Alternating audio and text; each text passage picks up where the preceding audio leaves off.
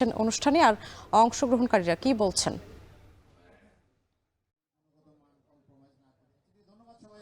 সাম্মি ময়মনসিংহের polytechnic institute মাঠে একটি স্কিল কম্পিটিশন হচ্ছে। এখানে ময়মনসিংহ অঞ্চলের যে সমস্ত কারিগরি শিক্ষা প্রতিষ্ঠান রয়েছে সেই কারিগরি শিক্ষা প্রতিষ্ঠানের যারা শিক্ষার্থী রয়েছে তারা তাদের বিভিন্ন ধরনের ইনোভেশন এবং স্কিলের প্রদর্শনী করছে এবং তারা পড়াশোনায় যে কর্মমুখী শিক্ষা যে লাভ করেছে সেই কর্মমুখী শিক্ষাকে কাজে লাগিয়ে তারা বিভিন্ন ধরনের যে প্রজেক্ট রয়েছে সেই প্রজেক্টগুলো এখানে তৈরি করছে এবং আমরা দেখছি যে এখানে প্রায় 120টির মতো স্টল রয়েছে যেখানে শিক্ষার্থীরা তাদের বিভিন্ন উদ্ভাবন ইনোভেশন নিয়ে এসেছেন এবং আমরা এখন যে স্টলটিতে রয়েছে এটি গৌরীপুর সরকারি টেকনিক্যাল স্কুল অ্যান্ড কলেজের একটি স্টল। এখানে যারা শিক্ষার্থীদের উদ্ভাবন হচ্ছে যে আলু থেকে তারা পলিথিন তৈরি করেছে।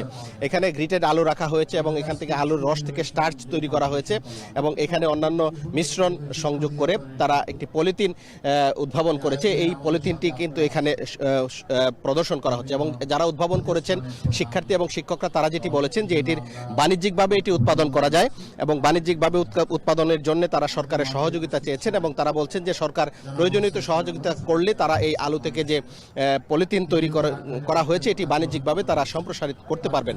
এবং পাশে আমার আরেকটি স্টল রয়েছে, এটি হচ্ছে ধুবাউড়া সরকারি টেকনিক্যাল স্কুল অ্যান্ড কলেজ।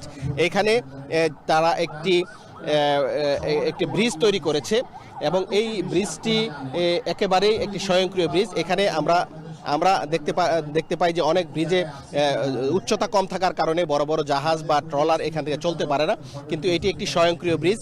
এই ব্রিজটি রিমোটের সাহায্যে চলবে এবং এখানে যদি প্রয়োজন অনুযায়ী যখন বড় জাহাজ এই ব্রিজের নিচ দিয়ে যাবে তখন স্বয়ংক্রিয়ভাবে এটি উপরে উঠে যাবে এবং সেখান দিয়ে সহজেই চলাচল করতে পারবে। এবং আমার পিছনে আরেকটি প্রদর্শনী দেখতে পাচ্ছি, এখানে একটি মিনি হ্যাচারি করা হয়েছে এবং এই মিনি হ্যাচারি 30,000 টাকা ব্যয় করে এখান থেকে 40 থেকে 1 থেকে 2 লাখ টাকা পর্যন্ত লাভ করা যাবে। এরকম নানা প্রদর্শনী এখানে রয়েছে।